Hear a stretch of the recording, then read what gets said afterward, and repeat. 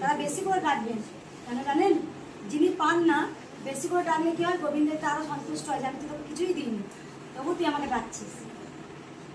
যে পেয়ে ডাকে তার তো বিশ্বাস হয়ে গেল যে মা খুব জাগ্রত, মা চলন্ত, মা জীবন্ত বলি। আর যিনি পান না তিনি কি বলবেন? আমরা তো বেশি আর বাবা কৃষ্ণকালী মা নেই এটা আমরা বলি, কিন্তু তখনই আমরা অনেক ভুল করে ফেলি। মা তুমি আছো, আমাকে নাইবা দিলে, অন্যজনের কাছে দিয়েছো, আমি তাতেই খুশি মা, এটা বলতে হয়। আর জয় কৃষ্ণকালী মায়ের জয় মহামন্ত্রের মধ্যে অসম্ভব শক্তি লুকিয়ে আছে। এই মহামন্ত্র জপ করতে হবে, সব সময় বারবার বদলে বলতে হবে জয় কৃষ্ণকালী মায়ের জয়। সত্যযুগ, ত্রেতা যুগ, দাপর যুগ, কলির যুগ। ভালো করে দেখুন, যতই এখন কলিযুগে দেখাক না কেন, আসুক না কেন, ভালো করে দেখুন, যুগ যুগ ধরে ভগবান শ্রীকৃষ্ণ লীলা করতে এসছেন। স্বয়ং বিষ্ণু তিনি অবতার হয়ে এলেন প্রহ্লাদের কাছে নৃসিংহ নারায়ণ রূপে। নৃসিংহ নারায়ণ কশিপুর হীন রাজাকে বধ করতে। সত্যযুগে ত্রেতা যুগে এলেন রাম, এলেন রাম, তারপরে এলেন ভগবান শ্রীকৃষ্ণ, এলেন তারপরে কলি থেকে এলেন।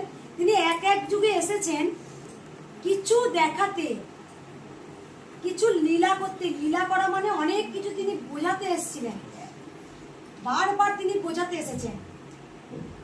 ঘোর কলিযুগে কে এসেছিলেন? মহাপ্রভু চৈতন্যদেব। তিনি এলেন ঘরে ঘরে নাম সংকীর্তন বিলিয়ে গেলেন। না কেন এলেন নাম সংকীর্তন বিলাতে? এক হচ্ছে সেই সময়টা খুব জাতপাত নিয়ে মানুষকে অবহেলা করা হতো। ধরুন একটা মন্দিরে কোনো দেবতা বা দেবী রয়েছেন, সেখানকার তারা পুজো করছেন, কিন্তু যারা নিচু জাত বলে অবহেলিত হতেন।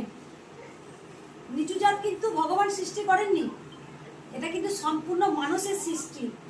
যে আমি যাতে বড়, ও যাতে ছোট, এটা কিন্তু মানুষের সৃষ্টি, এটা কিন্তু কোনো ভগবান করেননি। তাহলে তিনি জয় জগন্নাথ হতে পারতেন না। তিনি তার নামেতেও বুঝাচ্ছেন, তার নামেতেও বোঝাচ্ছেন যে আমি জয় জগন্নাথ, মানে জগতের নাথ। বাবা লোকনাথ, তিনি লোকের নাথ, লোকের নাথ। বাবা লোকনাথ ব্রহ্মচারী, তিনি নামেতে সবকিছু বুঝিয়ে দিয়ে গেছেন। পরমহংসদেব তিনি মাথার টুপিটা খুলে, মানে মাথার টুপি পরে নামাজ পড়েছিলেন, যেখানে তিনি বলতেন তোমরা যাকে ওয়াটার বলছো, আর এক শ্রেণী মানুষ বলছে পানি, আর এক শ্রেণী মানুষ বলছেন জল।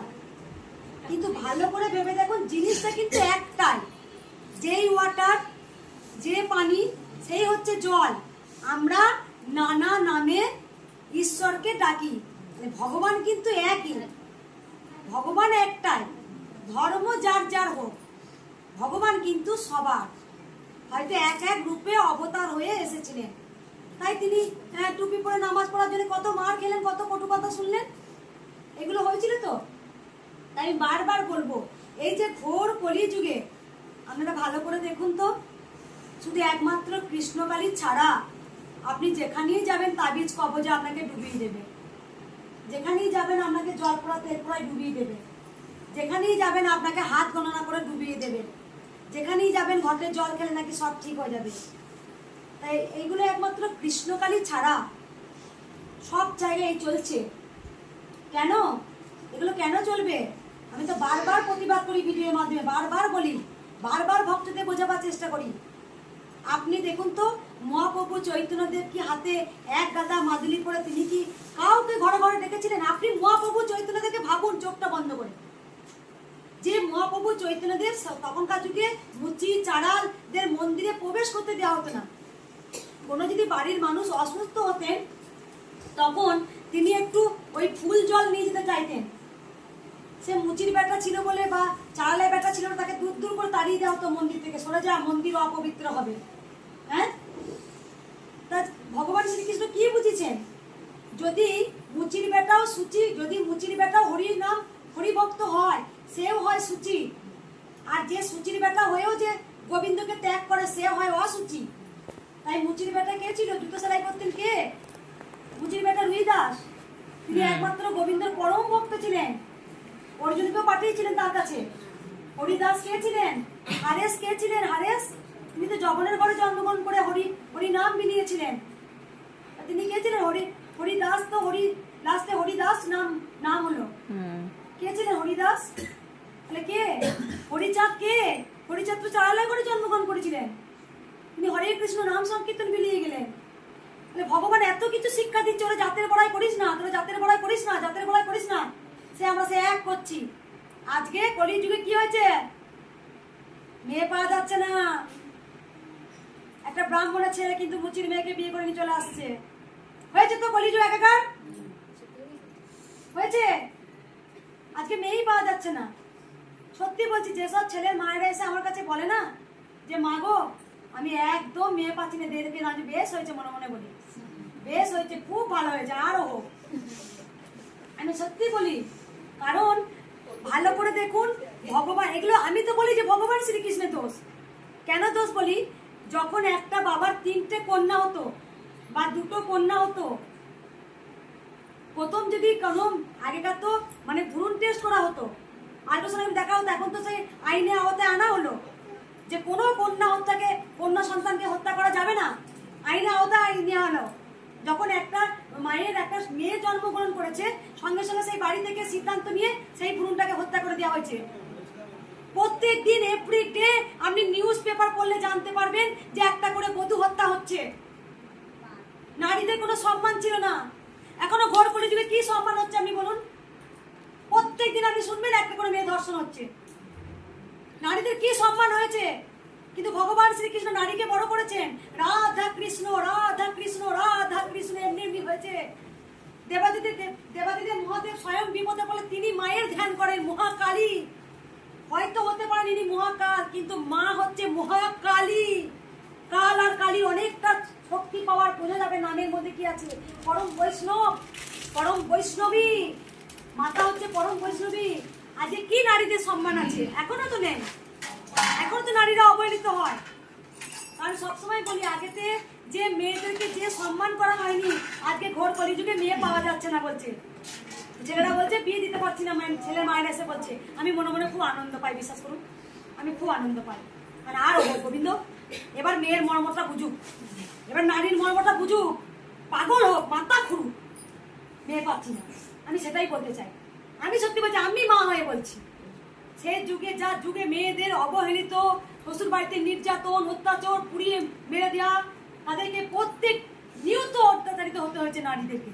তাই ভগবান শ্রীকৃষ্ণ চোখ বুঝে আছেন, তিনি যা করছেন তার লীলাতেই চলছে, এগুলো সম্পূর্ণ তার লীলাতে হচ্ছে। এখনো পর্যন্ত একটা রাস্তাঘাটে নারী গেলে তাকে মা বলে সম্মান পাই না আমরা। কত কি টনকেরি টিটকেরি শুনতে হয়। কেন? ঘরের মাটা যেমন, ঘরের মেয়েটা যেমন, রাস্তায় সেই মেয়েটা চললো তাকে মা বলি সম্মান দেবো আমরা। বাসেতে ট্রেনেতে কি দুর্ব্যবহার হয় মেয়েদের সাথে, হয় না এখনো? তাই মেয়েরা কেন জেগে ওঠে না? আজকে কেন হয়েছে মেয়ে এসে কেন কাঁদে? তাই সবসময় বলবো যা কিছু হয় ভগবান এগুলো করেছেন, আমি বারবার বলবো। তাই সত্যযুগ, ত্রেতা যুগ, দাপর যুগ, কলি যুগ, কলিতে ভগবান শ্রীকৃষ্ণ মহাপ্রভু চৈতন্য রূপে এলেন। তিনি ঘরে ঘরে নাম সংকীর্তন বিলিয়ে গেলেন। তিনি বুঝিয়ে দিতে চাইলেন যে তোমরা ধরাধামে এত অন্যায় করো না, জাতপাত বিচার করো না।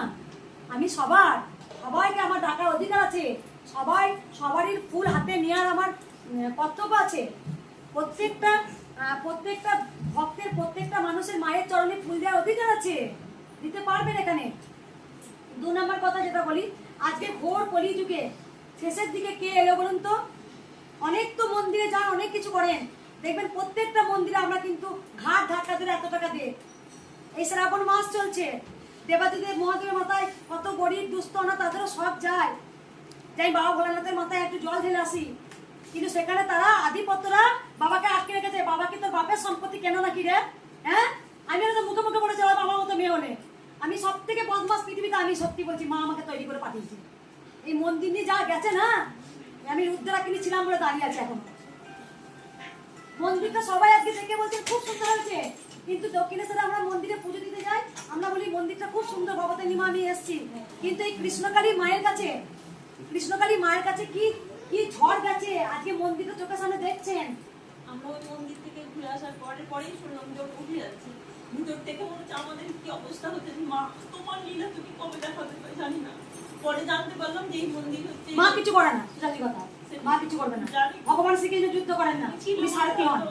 ভগবান শ্রীকৃষ্ণ কোনোদিন যুদ্ধ করেননি, উনি সারথি হন। উনি একমাত্র